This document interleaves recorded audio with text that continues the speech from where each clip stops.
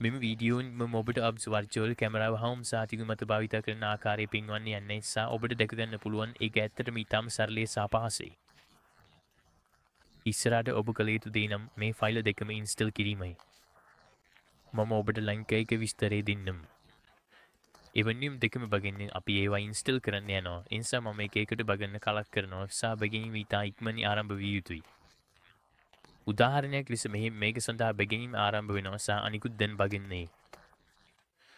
එහෙනම් බැගිනීම අවසන් වුණාම යාළුවන් මම ෆිල්ටරය විවෘත කරනවා.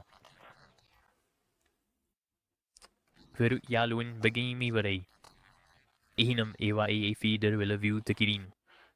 හොරු අපිට මේ ෆයිල් දෙකම මෙහි තියෙනවා. එහෙනම් මම මෙහෙට ඒක දෙවරක් කලක් කරනවා. එවිට ඔබට මේ පරම්පරයට ඒක පෙන්විය යුතුයි.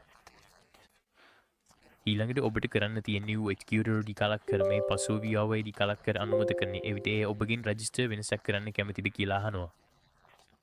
මෙහි VRYD කලක් කරන්නේ එවිට ඔබට මේ පණිවිඩය ලැබෙනවා. මේක සාර්ථකත්ව පණිවිඩයක්.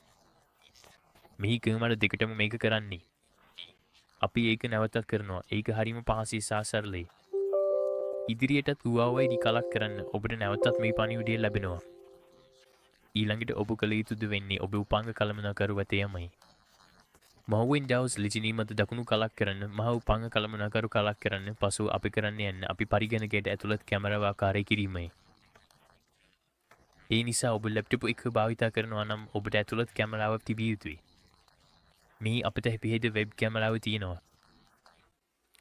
මම මේක ආකාරය කරන්න යනවා. ඉතින් මම මේක දැන්ටමත් ආකාරය කරලා තියෙනවා. නමුත් ඔබ පරිගණකයේ මේක සෙකියුරේ නම් ඔබට බු ආකාරය කරන්නේ කලක් කරන්න පමුණේ. ඒ ඇත්තටම පහසුයි සහ සරලයි.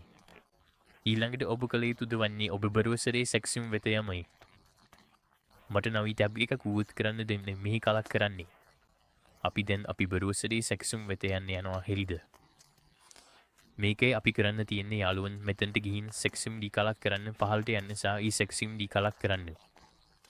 ඊළඟට ඔබ කරන්න යන්නේ ප්‍රහාසයත් සහ ආරක්ෂාව දී කලක් කිරීමයි.